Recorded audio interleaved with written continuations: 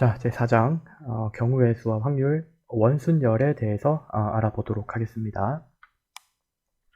원순열이라고 하는 것은 회전하면서 겹쳐지는 것을 같은 것으로 취급하는 순열을 원순열이라고 표현을 합니다.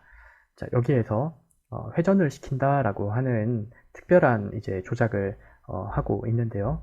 지금까지의 순열이라고 하는 것은 이렇게 일렬로 주르륵 나열하는 것에 비해서 원순열은요, 이렇게 회전을 할 수가 있는 순열을 말합니다. 그러니까 처음과 끝이 연결되는 순열을 말하는 거죠. 반드시 원의 형태를 띠는 것은 아니고요. 뭐 세모일 수도 있고 네모일 수도 있는데 중요한 것은 처음과 끝이 연결되는 순열을 말한다라는 거예요. 자, 그러면 순열과 원순열의 차이를 한번 알아보도록 하겠습니다. 여기에 이렇게 네 사람이 일렬로 주르륵 서 있는데요. 이게 같은 배열인가? 라고 물어보면 당연히 같은 배열이 아니죠. 지금 처음 이게 왼쪽에 나열되어 있는 사람이 벌써 다르죠. 그러니까 같은 배열이라고 할 수가 없습니다. 그런데요.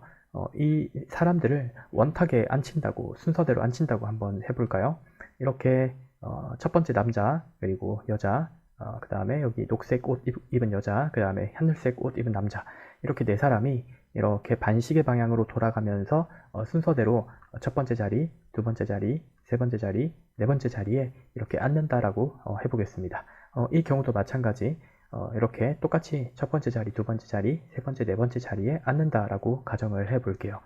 그러면 아까 전에 이렇게 일렬로 나열되어 있을 때는 이게 같은 순열이 아니었지만 이렇게 원탁에 앉게 되는 순간 이 순열은 같은 순열이 됩니다. 이건 같은 순열이에요.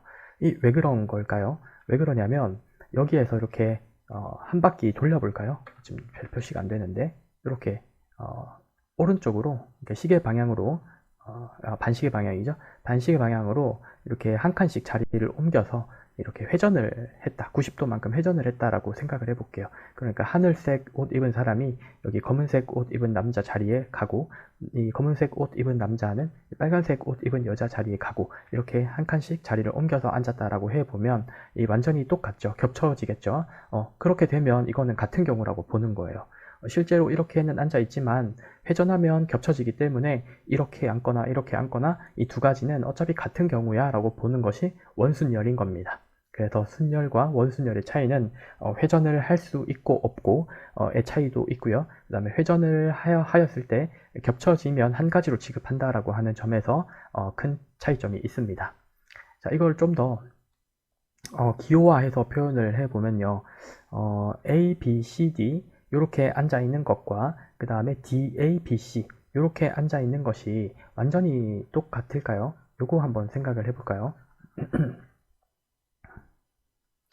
자, 이거 완전히 똑같다는 걸 알 수가 있죠. 왜냐면 회전시켰을 때 같기 때문에 그래요. 이거는 완전히 같은 원순열입니다. 자, 그러면 원순열과 일반적인 순열의 차이를 이제 알았다라고 볼 수 있겠죠. 원순열이라고 하는 것을 그러면 어떤 것인지 알았으니까 원순열을 그럼 어떻게 셀 것인가? 저희는 지금 경우의 수가 몇 가지인지를 세는 것에 관심이 있기 때문에 어떤 대상들을 원순열로 배열하는 경우의 수가 몇 가지인지를 알고 싶은 거예요.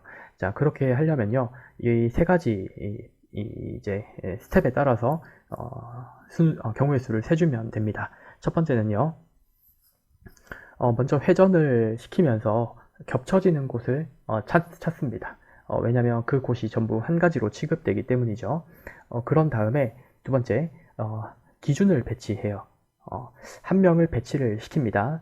이렇게 겹쳐지는 곳에다가. 그리고 나서 나머지를 이제 배열을 해주면 됩니다. 자, 이렇게 말로만 하니까 잘 모르겠죠. 그래서 연습 문제를 몇 문제 풀어보도록 하겠습니다. 자, 원순열의 연습이에요. 자, 이렇게 원탁이 있고요. 이 5자리가 있어요. 이 5자리에 5명의 사람이 이렇게 둘러 앉는 경우의 수를 한번 생각해 보도록 할게요. 5명이 원탁에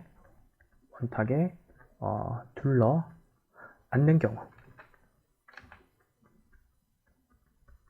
경우의 수를 한번 생각해 보도록 하겠습니다. 그러면 먼저 회전하면서 겹쳐지는 곳을 한 가지로 취급한다라고 했죠. 자, 이 자리 한번 생각해 볼까요? 이 자리를 이렇게 회전시켰을 때 여기 겹쳐지죠? 여기도 회전시키면 겹쳐지죠? 겹쳐지고 겹쳐지고 겹쳐지죠? 그러니까 이 자리는 모두 다 겹쳐지는 자리예요. 회전했을 때 갈 수 있잖아요. 그죠? 그러니까 이 모든 자리는 사실 한 가지로 취급이 되는 거예요. 자, 그러니까 어떤 자리든지 간에 다 한 가지로 취급된다. 회전하면서 겹쳐지는 곳을 한 가지로 취급한다.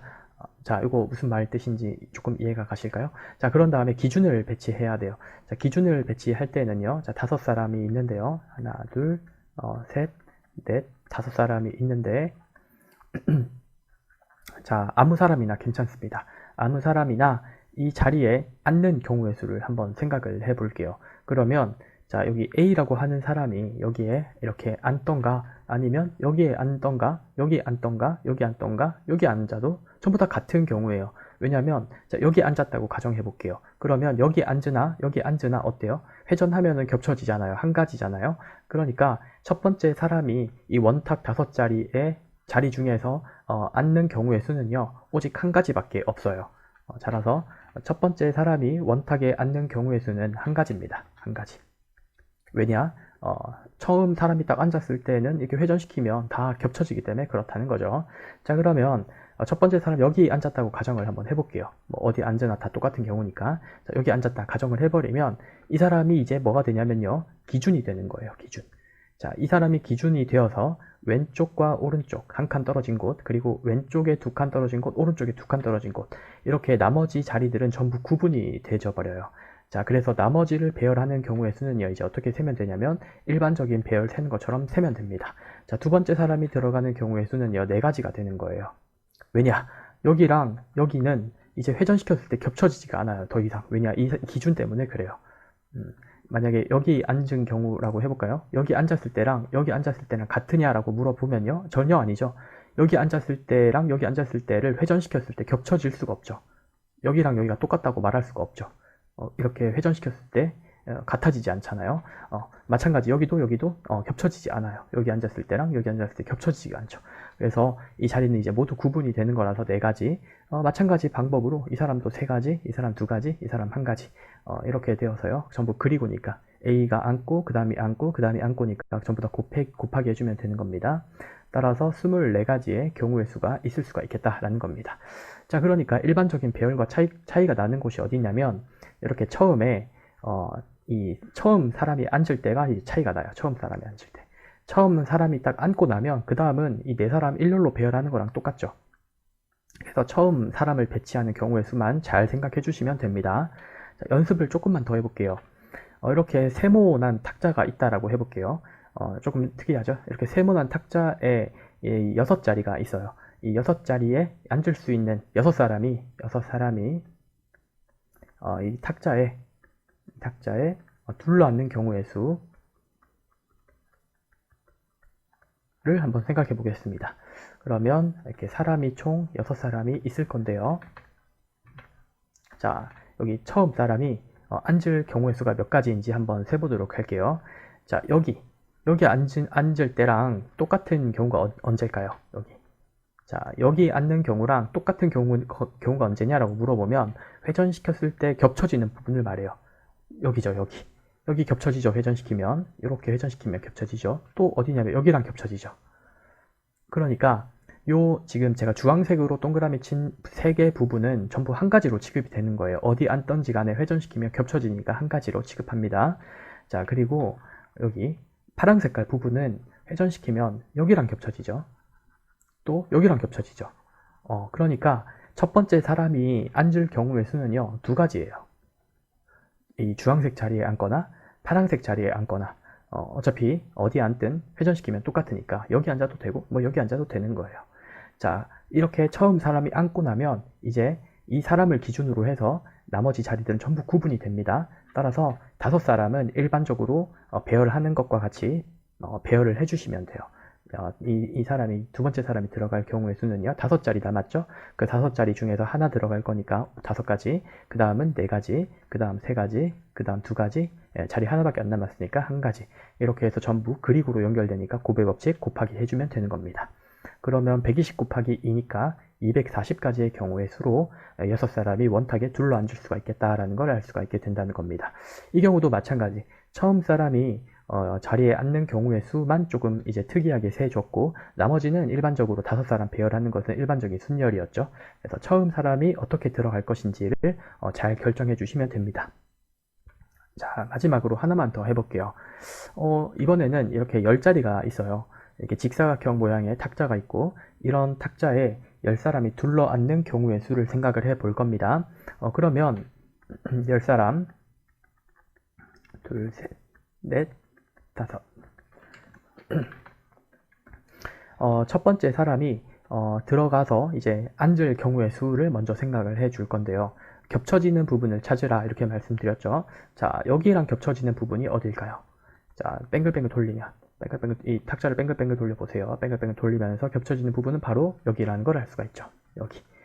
그리고 여기랑 겹쳐지는 부분은 어딜까요? 돌렸을 때 여기죠. 여기. 그리고 여기 이 빨간 색깔 동그라미 친 부분과 겹쳐지는 부분은 바로 여기가 될 겁니다. 그리고 하얀 색깔 동그라미 친 부분이랑 겹쳐지는 부분은 바로 여기가 되겠죠.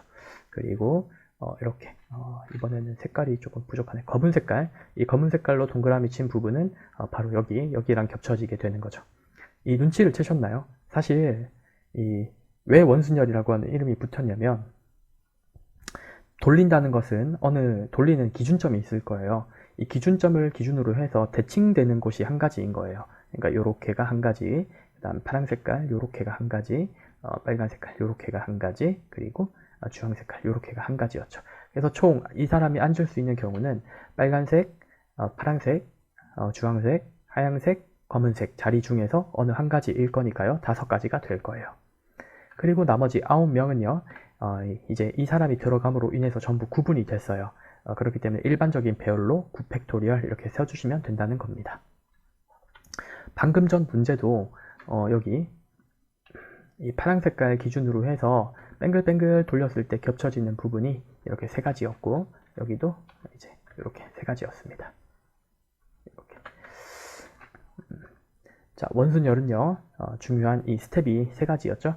회전하면서 겹쳐지는 곳을 한 가지로 취급해서 기준을 배치합니다. 그 다음에 이제 나머지를 배열한다. 이런 순서대로 세주시면 쉽게 원순열의 경우의 수를 셀 수 있습니다. 그러면 원순열의 경우의 수는 여기까지 하도록 하겠습니다.